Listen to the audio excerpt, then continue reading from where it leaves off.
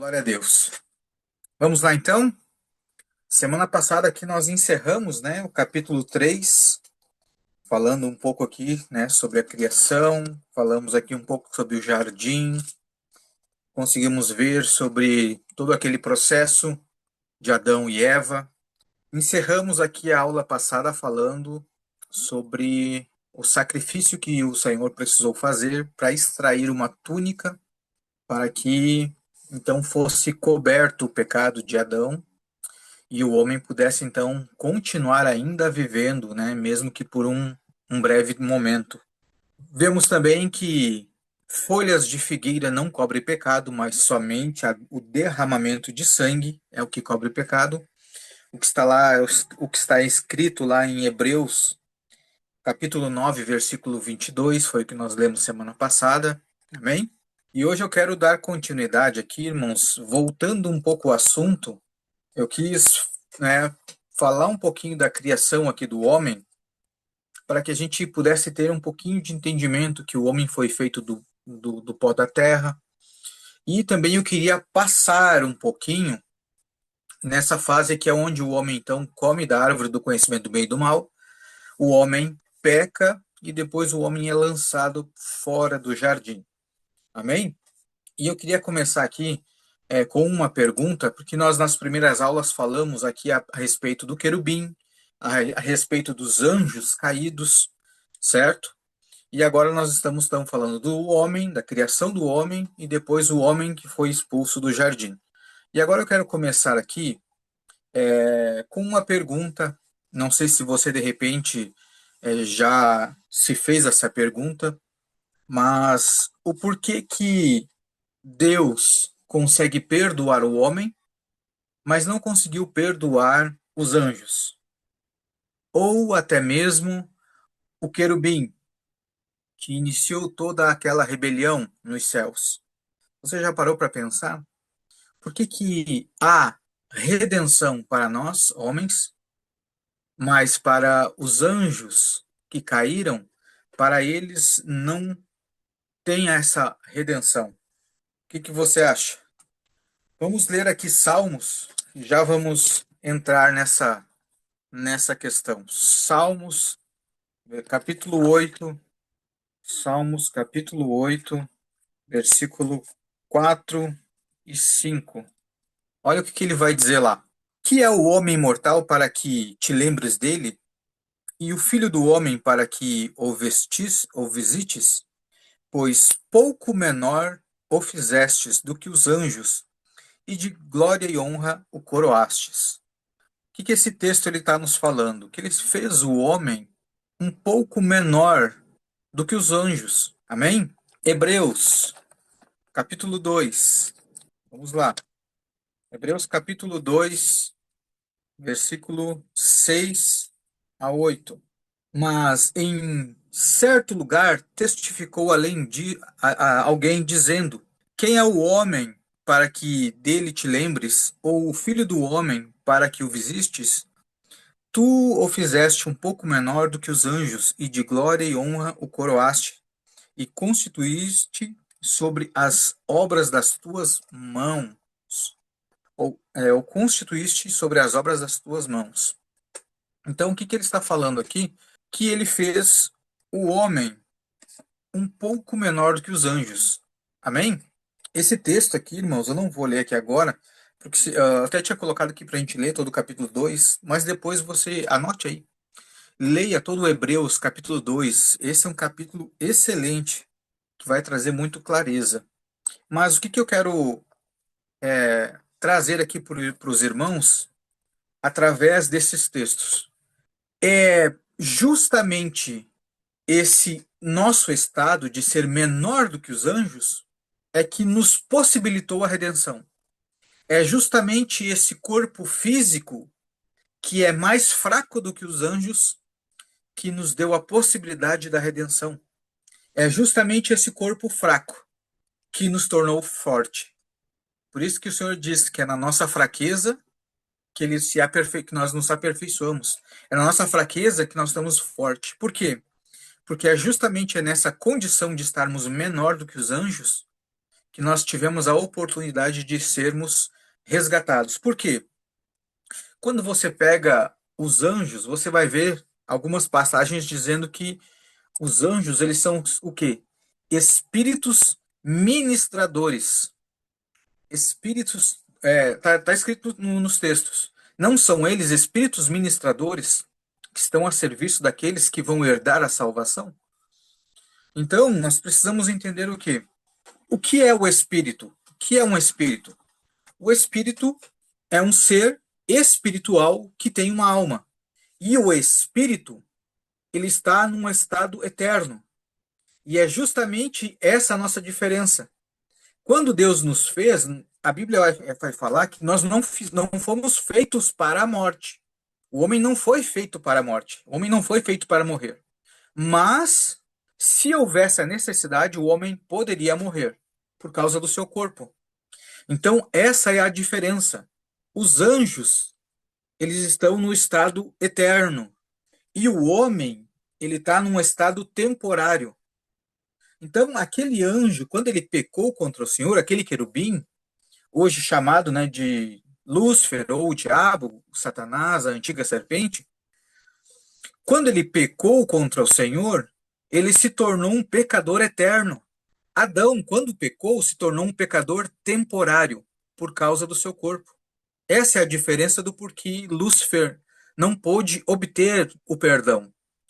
Quando nós lemos aqui semana passada, se você lembrar, você vai ver que quando o Senhor vê que o homem come da árvore do conhecimento do bem e do mal, o Senhor logo toma uma providência. E que providência foi essa? Foi expulsar o homem do jardim. E isso aqui não foi castigo. Isso aqui foi amor. Por quê? Porque o homem, uma vez desobedecendo a Deus e se tornando um pecador, se ele agora estende a mão e come da árvore da vida, ele se tornaria um pecador eterno, assim como o querubim caído, assim como os anjos caídos, sem a possibilidade de redenção. Então é justamente esse corpo físico que nós temos, essa carne, que nos deu a possibilidade de um resgate. E o resgate, a salvação, ela só é possível enquanto nós habitamos nesse corpo. Por quê? Porque o que vai me determinar a minha eternidade é a forma com que eu entro nela. Ou seja, os anjos, como eles já estavam num estado eterno, quando eles se tornaram pecadores, eles se tornaram pecadores eternos. O homem, como ele está num estado temporário, por causa do seu corpo, ele se tornou um pecador temporário. Agora, quando o homem entrar novamente na eternidade, a forma com que ele entrar na eternidade, assim ele será eternamente. Então, logo, se o homem ele entrar na eternidade, ou seja, quando ele desencarnar, essa é a palavra mesmo, né? Quando ele desencarnar, quando ele sair dessa carne, quando ele deixar a matéria e entrar para a eternidade, se ele entrar sem ter recebido a Cristo, ele estará eternamente sem Cristo. Agora, uma vez que o homem foi resgatado, quando ele entrar na eternidade, se ele entrar na eternidade com Cristo, ele estará eternamente com Cristo. E nós podemos confirmar nos textos quando o apóstolo Paulo fala sobre a vinda do nosso Senhor Jesus Cristo, que está lá em 1 Tessalonicenses, se não me engano, acho que é no finalzinho do capítulo 4. Ele vai estar falando isso, e quando o Senhor voltar, aqueles que morreram com Cristo, eles vão ressuscitar primeiro, e depois aqueles que ficaram vivos vão ser arrebatados aos ares, aos céus, e estarão eternamente com o Senhor. Então, o que ele está falando? Aqueles que, mesmo hoje, né, perdendo a sua vida aqui, morrendo, ou como ele diz nas Escrituras, as pessoas que dormirem tendo Cristo, estarão eternamente com Cristo. Agora, se eu morrer nessa terra sem ter o selo, o penhor do Espírito Santo, sem ter recebido a vida de Cristo, eu entro na eternidade já condenado. E eternamente condenado sem a possibilidade de resgate. Por isso que nós falamos, né, nós temos aqui os tribunais, Tribunal de Cristo e o Tribunal do Trono Branco, mas o que acontece? O tribunal, o que ele vai acontecer? No Tribunal de Cristo, vai ser para julgar o quê? Não a nós, mas as nossas obras. As nossas obras. Por que que nós sabemos disso? Porque lá vai ser entregue os galardão. E também tem algumas passagens falando aqui que Cristo ele não veio para julgar o mundo, mas ele veio para que o mundo fosse salvo por ele. Ou seja, quem crê em Cristo já está salvo. Agora, quem não crê em Cristo já está condenado. Ou seja, o julgamento está acontecendo agora, porque agora é o momento de decisão daqueles que creem em Cristo e quem não crê. O tribunal vai ser o tribunal de Cristo vai ser para as obras que nós estamos fazendo nesse tempo. E o tribunal do trono branco é somente a declaração, a sentença para aqueles que não creram em Cristo e serem lançados no lago de fogo e enxofre. Então, o tempo de decisão, o tempo da tomada de decisão, irmãos, é agora. Por isso que o Senhor ele nos chama a essa atenção para buscar em primeiro lugar o reino dos céus, para anunciar a sua palavra, para fazer discípulos, para batizar pessoas. Por quê? Porque o tempo é agora. Na verdade, nós nem sabemos quanto tempo nós temos para pregar o evangelho. Nós não sabemos quanto tempo as pessoas que estão à nossa volta têm para ouvir o evangelho. As pessoas podem ter, às vezes, segundos, ou podem ter anos, nós não sabemos. Então, esse é o ponto da virada. É justamente, irmãos, esse corpo fraco que foi feito menor do que os anjos, é que nos garantiu essa possibilidade de redenção. Glória a Deus. Irmãos, isso aqui é algo tremendo. É algo tremendo. É justamente nessa nossa fraqueza que muitas vezes a gente reclama, né? Por causa do pecado que habita em nós. É justamente nessa fraqueza que há o poder de Deus, que há o escape, é uma válvula. Eu já ouvi também alguém usar uma vez um exemplo da panela de pressão.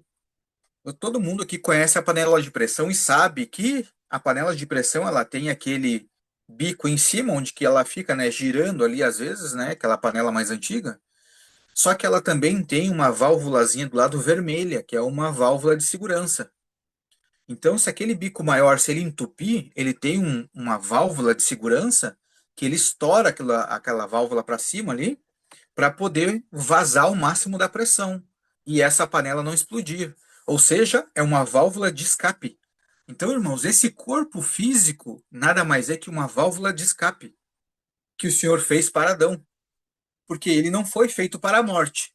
Mas se caso ele pecasse, essa morte passaria para o corpo. Tanto é que a Bíblia fala isso, que quando o homem pecou, quando o pecado entrou no mundo, a morte passou a todos os homens, passou para o corpo. Amém? Então essa é a diferença. Por isso que os anjos não puderam receber esse perdão. Anjo está em estado eterno, se tornaram pecadores eternos. E o homem está estando num estado temporário, se tornou um pecador temporário com a possibilidade de resgate. Por isso que foi enviado o nosso Senhor Jesus Cristo. E aí tem um texto que diz: sacrifício te preparei, mas não quisestes, mas um corpo me preparastes. Glória a Deus. Amém? E aí eu quero agora dar continuidade nisso, porque quando a gente entende toda essa questão, nós vamos ver, irmãos, que diferença faz nós sabermos essas coisas. É para você ver, irmãos, que Deus ele pode pegar o pó da terra, literalmente, e humilhar os grandes, porque os querubins, os anjos, ocupavam uma posição alta no Senhor. A Bíblia fala que aonde que eles estavam, abaixo do trono, seres belos, com autoridade. E aí o Senhor faz um ser menor que eles, com um corpo que veio da terra. E essa terra que antes era governada por eles, agora ele passa para o homem. Essa posição em que era dos anjos, do querubim, agora Deus entrega para os homens. Aquele querubim, ele diz assim, em Isaías 14:12, Tu dizias em teu coração: eu ascenderei aos céus, acima das estrelas de Deus exaltarei o meu trono. E aí o Senhor disse assim: não, mas eu vou te derrubar na terra, eu vou te derrubar, te lançarei por terra, ó querubim cobridor. Aí a Bíblia, o que que ela vai falar agora em Cristo? Cristo orando por nós, dizendo assim: Pai, eu quero que aonde eu estiver, eles também estejam. E a Bíblia diz que o Cristo está assentado à destra, no trono. Ou seja, o lugar que o anjo almejava foi dado para os pequeninos, o pó da terra, os pecadores que Cristo resgatou. Isso também fala muito, irmãos, a respeito de nós, para que a gente não deseje aquilo que não é nosso, aquilo que Deus não colocou para nós. Por quê? Porque esse coração, esse espírito, é influência de Lúcifer, ou de Satanás, do diabo, porque foi assim que Deus mostrou o coração dele, quando ele almejou algo que não era dele. E, irmãos, isso aqui é tão incrível, porque esse anjo, esse querubim, ele não era qualquer um. Ele não estava em qualquer ambiente, como nós vemos aqui nas aulas passadas, onde a Bíblia diz aqui que ele andava no meio das pedras de fogo, no meio das pedras afogueadas. Em Ezequiel você vai ver no capítulo 1 que essas pedras de fogo, esse ambiente, era abaixo do trono de Deus. Era um ambiente puro e santo. Era nesse ambiente que esse querubim estava. Ou seja, ele não era pouca coisa, ele tinha muita coisa que Deus tinha colocado. Deus fez ele perfeito.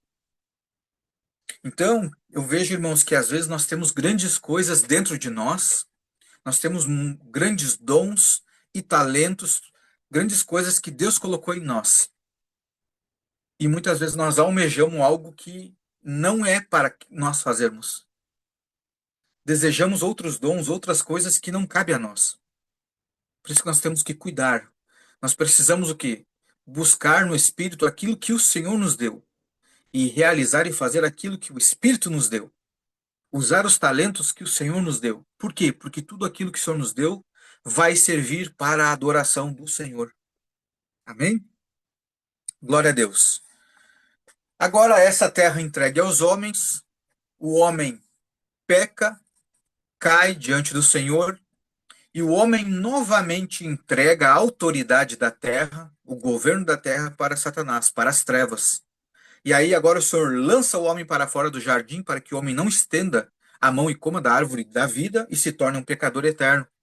E agora o homem vai ter que comer o quê? Do suor do seu próprio rosto. Aí o homem agora começa a gerar.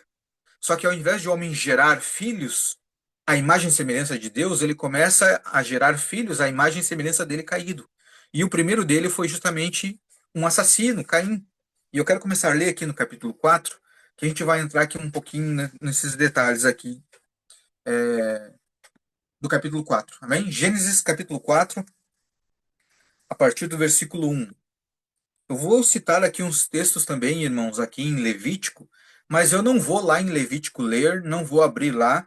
Por quê? Porque em Levítico nós temos ali já algumas aulas, uma playlist que vai esmiuçar todos os textos de Levítico ali, pelo menos os primeiros 5 ou 6 capítulos, se não me engano, de Levítico. Então, lá nas aulas de Levítico vai estar um pouquinho mais especificado, detalhe por detalhe. Nós vamos fazer leitura ali, quase que versículo por versículo, e lá vai estar um pouco mais especificado. Se você ficou com dúvida em alguma coisa, eu te convido a ir lá e assistir as aulas de Levítico, que eu tenho certeza que vai esclarecer muita coisa. Amém? Gênesis capítulo 4, versículo 1 diz assim: E aconteceu, e conheceu Adão a Eva, sua mulher, e ela concebeu e deu à luz a Caim, e disse: Alcancei do Senhor um homem. E deu à luz mais a seu irmão Abel. E Abel foi pastor de ovelha, e Caim foi lavrador da terra. Agora, olha que interessante. Quando ele diz no versículo 2 aqui que Abel foi pastor de ovelha, normalmente o que que o pastor faz? O pastor ele cuida das ovelhas, certo? Mas se ele precisa cuidar das ovelhas, ele precisa cuidar do quê? Ou de quem? Você vai ver que se há necessidade de ele cuidar das ovelhas, é porque a terra já não estava em ordem. Provavelmente já os animais se tornaram predadores um dos outros. Porque você vai ver que antes do jardim não havia essa necessidade. E aí ele segue aqui, e Caim foi lavrador da terra.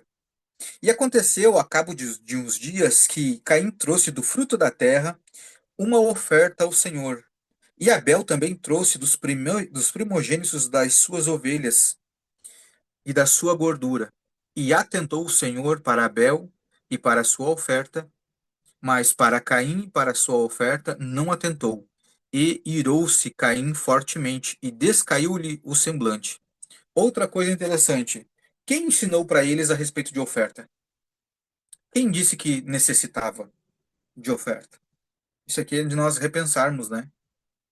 Outra coisa que nós costumamos falar, normalmente, nós vamos observar nesse texto, a oferta, gravem isso, a oferta revela o coração do ofertante.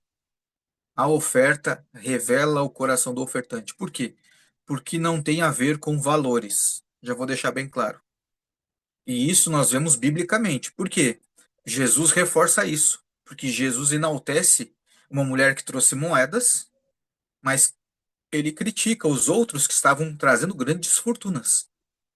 Então, se Jesus nos trouxe isso, quer dizer que ele não está falando de valores. Mas quando Jesus fala dessa mulher, o que que ele diz? Sim, porque ela trouxe de todo tudo que ela tinha, demonstrando o quê? A sua confiança em Deus para que Deus sustentasse ela. Mas os homens que traziam muitos, traziam do que sobejava, ou seja, das sobras. Eram bastante. Então, imagina, irmão, se eles traziam bastante oferta, mas era só o que sobrava, imagina o que ficou com eles. Só que eles faziam aquilo para quê? Para aparecer para os outros. Então, o que que Jesus estava observando ali? Não era a quantidade, mas o coração, a intenção do coração. E você vai ver que aqui aconteceu a mesma coisa com Caim e Abel. O senhor fala, o senhor aceitou primeiro Abel, e depois ele cita o quê? Caim. Aceitou o senhor Abel e a sua oferta. Ele cita primeiro Abel e para a sua oferta. Aí, versículo 5, mas para Caim, ele fala a oferta em segundo lugar. Por quê? Porque que ele está olhando aqui? O coração. Quando o senhor não aceita a oferta aqui de Caim, o que que revela no coração de Caim? Ira. Só esposo que Deus estava vendo, mas o que eles não estavam vendo. Então, irmãos, a oferta revela o coração do ofertante. Não é o que você faz, é com que coração você faz. Por isso que, irmãos, oferta é algo tremendo. É algo tremendo. Move o mundo espiritual. Mas desde que você saiba o que está fazendo, você precisa saber o que você está fazendo. Você precisa fazer com o coração correto.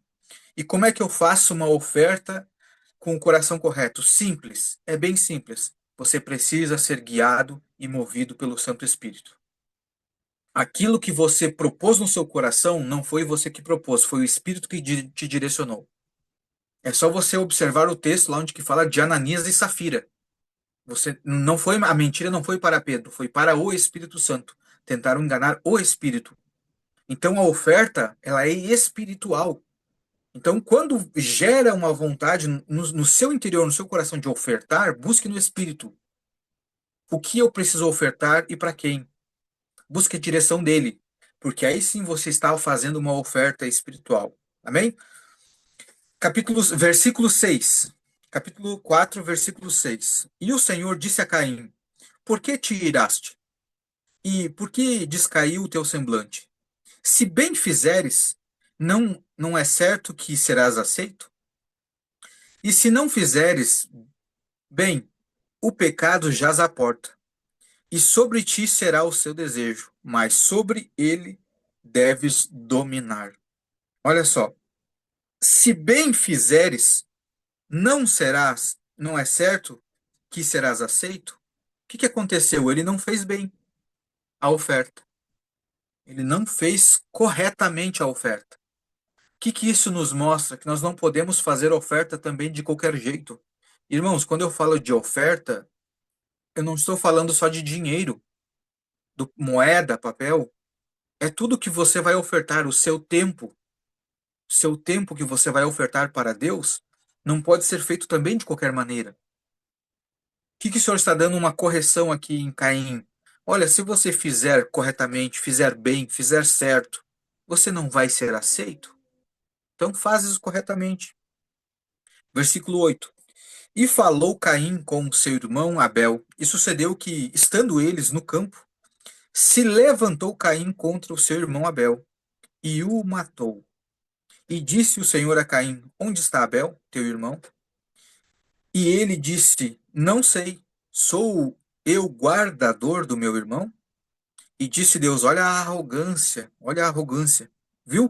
Irmãos, olha o que que uma oferta revelou dentro de um ser: ira, assassinato e arrogância, altivez. E disse Deus: Que fizestes? A voz do sangue do teu irmão clama a mim desde a terra. E agora maldito és tu, desde a terra, que abriu a tua boca para receber da tua mão o sangue do teu irmão. Quando lavrares a terra, não te dará mais a sua força. Fugitivo e vagabundo serás na terra.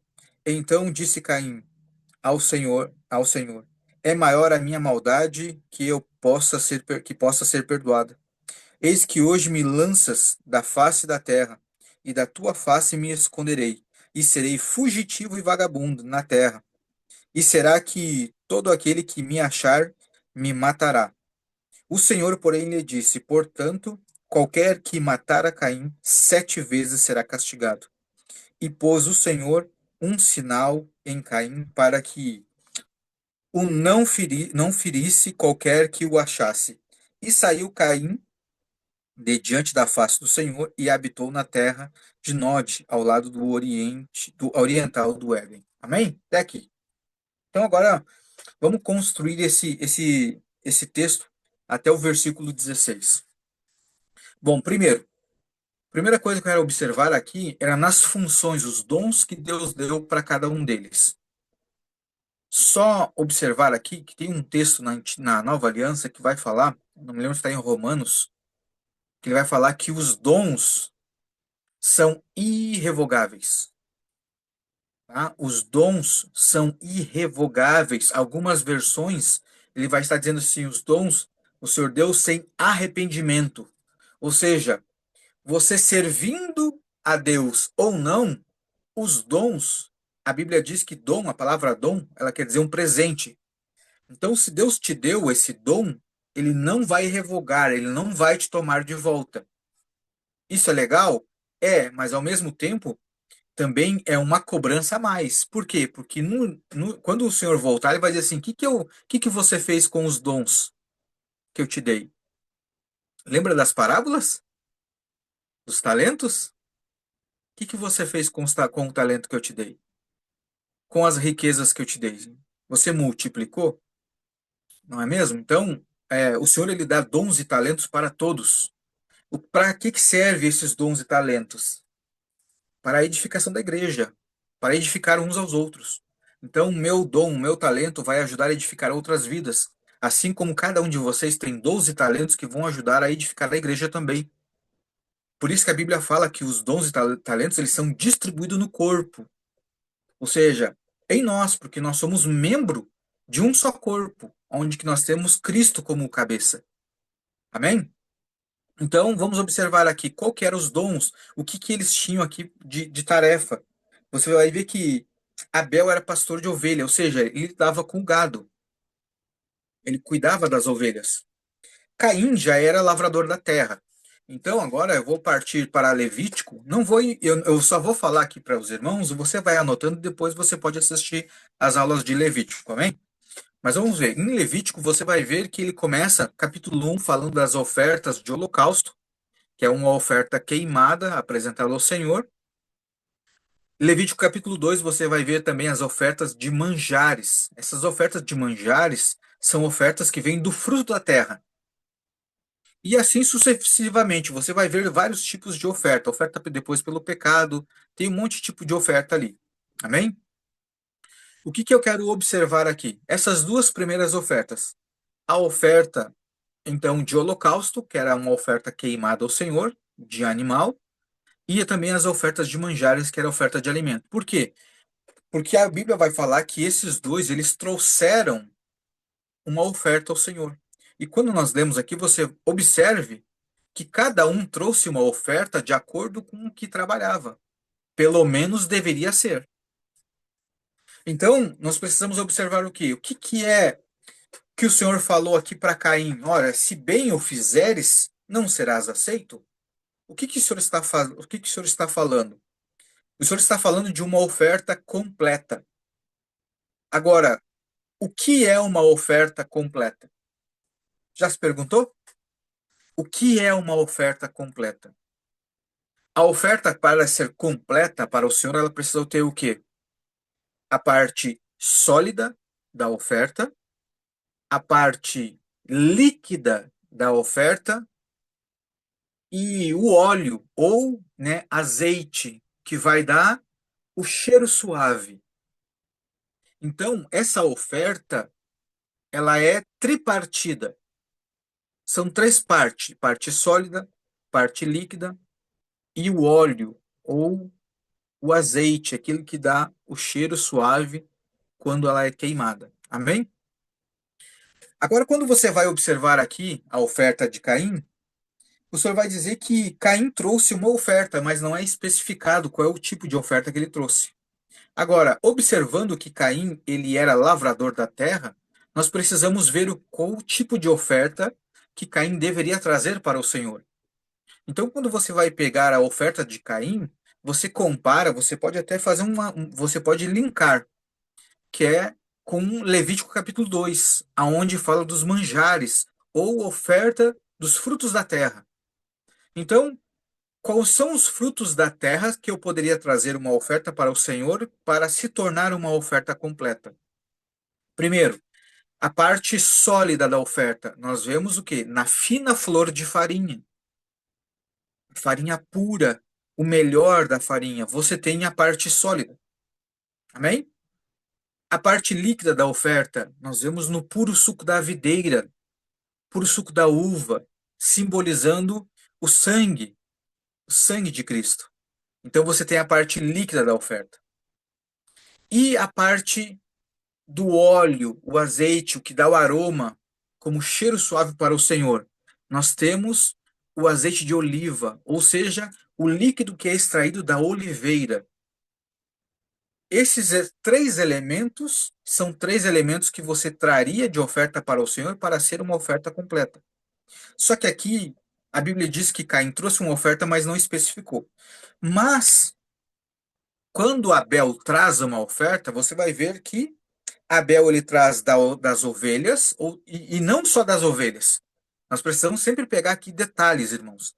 Ela vai falar aqui dos primogênitos, ou seja, dos primeiros frutos, primeiros frutos não, das primeiras crias. O primeiro ele deu para Deus. E também ele fala assim, ó, e também da gordura.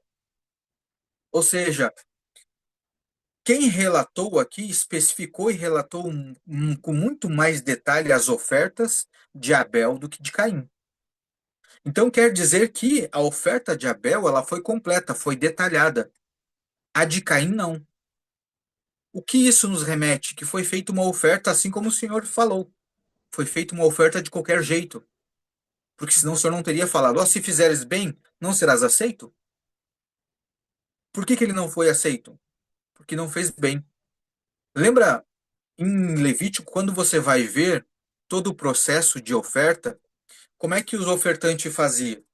O ofertante pegava o animal, levava o animal de um ano para para o sacerdote. O sacerdote ele ia inspecionar todo o animal, de cabo a rabo, para ver se o animal não tinha nenhum defeito. O animal não podia ter defeito. E depois que o animal era examinado e era aprovado, aí sim ele era aceito. É só, tá ok, esse pode sacrificar. Então, se o Senhor não aceitou a oferta de Caim, é porque a oferta de Caim não estava perfeita ou não estava completa. Amém? Então, isso nós vemos que a oferta de Caim precisaria fina flor de farinha, precisaria do puro suco da uva e também precisaria do azeite de oliva. o azeite. Amém? Abel, quando Abel traz das ovelhas, a ovelha em si, ela já é uma oferta completa. E mais, quando Abel traz, que diz aqui que ele traz das ovelhas e da gordura, essa da gordura foi uma tentativa de Caim, de Abel, ajudar o seu irmão na sua oferta. Por quê? Porque a oferta dele não tinha sido completa. Preste bem atenção nisso. Quando ele trouxe a ovelha ela já é completa, uma oferta completa em si mesma. Por quê? Porque a ovelha ela tem a carne, que é a parte sólida, ela tem o sangue, que é a parte líquida, e na lã e nos rins tem gordura. Então, a ovelha, por si só, já é uma oferta completa. Não necessitava ele trazer mais gordura.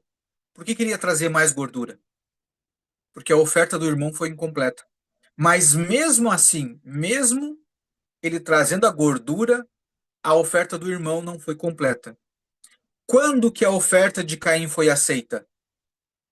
Mas que, ao ser aceita, despertou a ira de Deus.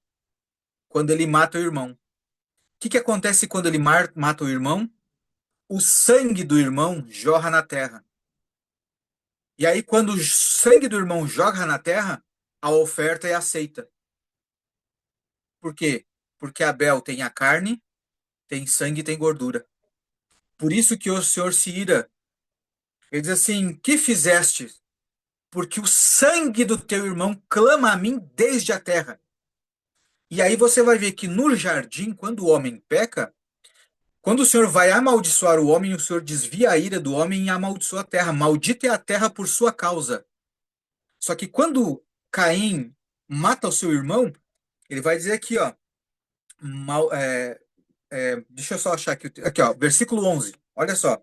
E agora, maldito és tu. É a primeira vez que o Senhor amaldiçoou um homem.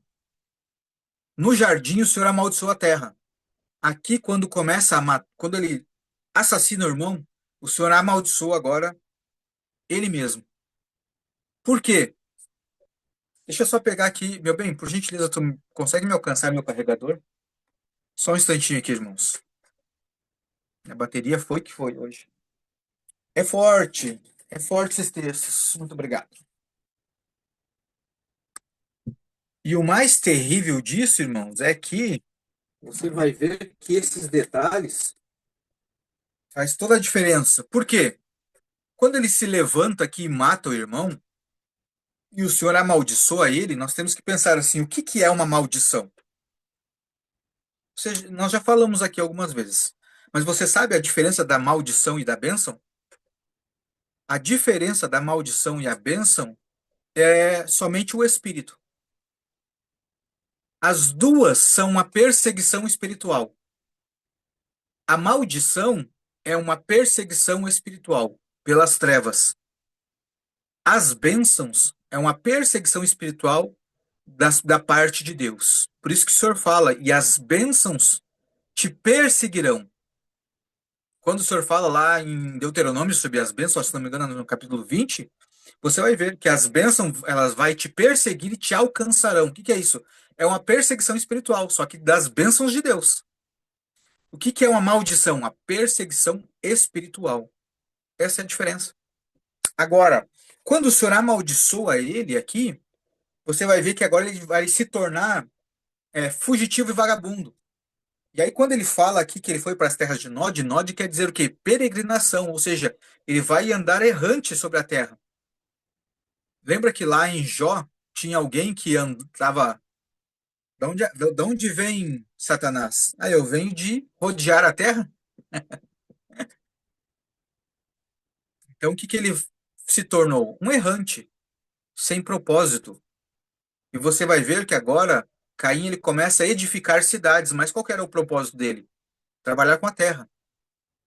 Uma pessoa que está amaldiçoada foge até mesmo do propósito de Deus, daquilo que Deus o estabeleceu para fazer. E é perseguido, tudo que ele tenta fazer não dá certo por causa da perseguição, da maldição. O que que nos perseguia, irmãos? Porque nós éramos malditos. O que que nos perseguia? A morte. Quem nos livrou da morte? Quem nos transformou em bênção? O Senhor. Agora, o porquê que essa situação aqui, ó, irou tanto o Senhor? Porque uma vez que ele mata o irmão, sacrifica, né, sacrifica o irmão, esse sangue, que ele diz aqui que o sangue do teu irmão clama a mim desde a terra, o que que é clamar? O clamar é interceder por alguém ou por algo. Então, quando o sangue de Abel cai na terra, esse sangue começa agora a clamar por quem? Por Caim. Então, Abel, irmãos, foi uma oferta por Caim, que clamava por Caim. Por isso que ele disse assim, certamente agora quem me encontrar vai me matar. E o Senhor disse, não, quem ousar matar Caim, 7 vezes será castigado. E por isso que o Senhor coloca uma marca em Caim. Por quê? Lembra de nós? Com a marca, o selo, o penhor, a garantia do Espírito? Por quê? Quando Cristo morreu por nós, irmãos, nós recebemos essa marca, um selo, uma garantia, porque tem um sangue clamando por nós. O sangue de Abel faz justamente isso, clama pelo irmão.